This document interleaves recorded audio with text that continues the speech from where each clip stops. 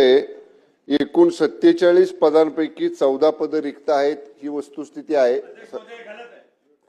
नाही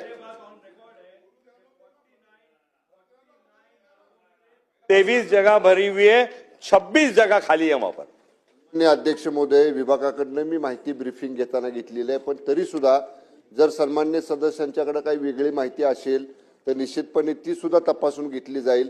या बाबतीत सन्मान्य अध्यक्ष महोदय, मला आपल्याला अवगत करायचं आहे की या बाबतीत प्रमोशन्स थोडीशी डिले झाला ह्याच्याबद्दल दुमत नाही, कारण डीपीसी जी आहे जी व्हायला पाहिजे होती, ज्या डीपीसीनं ती प्रमोशनची शॉर्टलिस्ट करून राज्य सरकारकडे मान्यतेसाठी पाठवायला पाहिजे होतं, त्याला दिरंगाई झालेली आहे।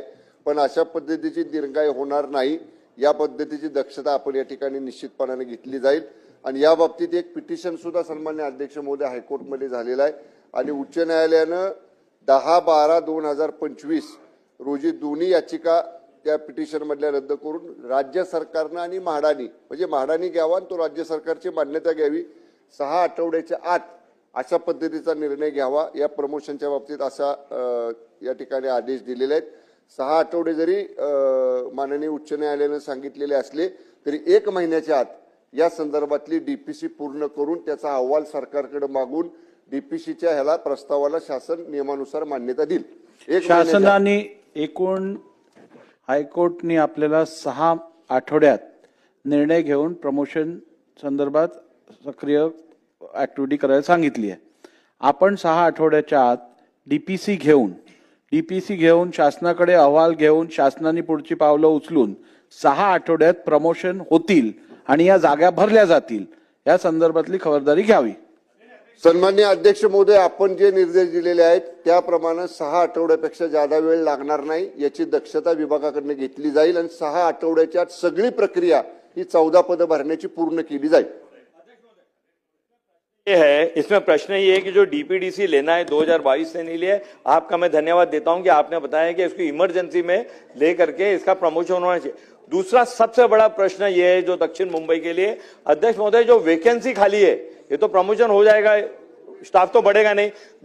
जो वैकेंसी आपके पास खाली है माडा के अंदर, एग्जीक्यूटिव इंजन का मेरे हिसाब से 26 है, आपके हिसाब से 14 है, और जो भी है तो मेरे 100% 26 है, मगर आप देख लीजिए, मगर माडा के अंदर एग्जीक्यूटिव से लेके सिपाही तक नहीं है, उसके वजह काम नहीं हो रहा है। काम नहीं होने की वजह से बिल्डिंग गिरती है, बिल्डिंग गिरने की वजह से लोग मरते हैं। आप पूरी वैकेंसी कितने दिन में भरेंगे वो सदन के सामने। वही मैंने उनको कहा है की त्यांना मी आत्ताच असं निर्देशित केलेलं आहे की 6 आठवड्याच्या आत जेवढे एक्झिक्युटिव्ह इंजिनियरच्या पोस्ट रिक्त असतील त्या भरण्यासंदर्भात डीपीसी घ्या, शासनाकडे अहवाल द्या, शासनाने त्या अहवालावरती कारवाई करू दे, पण 6 आठवड्याच्या आत ही पदं भरली जातील अशी शासनाने खबरदारी घ्यावी।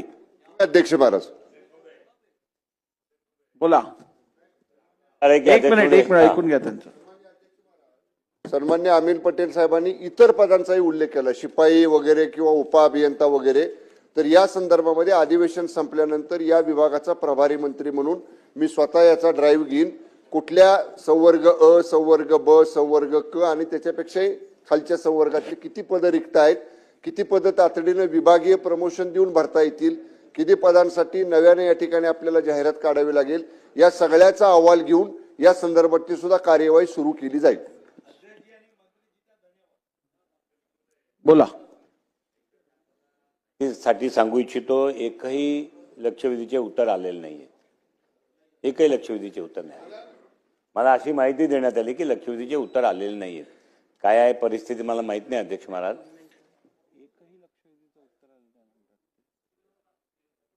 नाही, 1 नंबरच्या लक्षवेधीचं उत्तर आलं नाही की कोणत्याच लक्षवेधीचं उत्तर, काय तुमचं म्हणणं काय आहे? असं म्हटलं की लक्षवेधीचे उत्तर दिले नाहीये।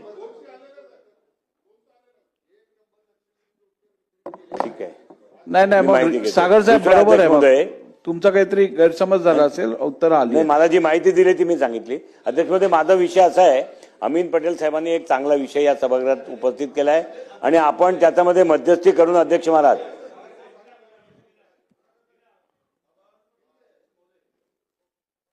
1 नंबरचं आलं, 2चं आलं आणि 5 तीनच लक्षवेधीचे उत्तर आहे, बाकी कुठे नाही। मी पण पाहून आलो आता। ठीक आहे, मी पुकारण्याआधी जर आली नसतील तर ती सभागृहात वितरित करण्यासंदर्भातले बघा, नाही, ज्या आल्या नसतील Procedure- त्या. मला मग पॉइंट ऑफ प्रोसिजरवर थोडासा वेळ द्या. बोला. आपणही तिथे इतके वर्ष झाले सगळे त्या सर्वोच्च पदावर आहात.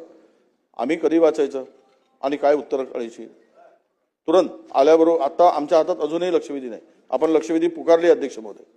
पॉइंट ऑफ प्रोसिजरनुसार लक्षवेधी ही ठीक आहे, एक आपल्या मिनिट. प्रश्नाचा तास सुरू या होण्यापूर्वी आमच्या संदर्भातली मी प्रिझनरला- त्वरित माहिती मागवतो आणि जर का लक्षवेधीची उत्तरं वितरित केली गेली नसतील तर मी संबंधित खात्याला आणि मुख्य सचिवांना असे निर्देश देत आहे की लक्षवेधीची उत्तरं सकाळी सभागृह सुरू होण्यापूर्वी वितरित होणं आवश्यक आहे, ती त्यांनी करावी.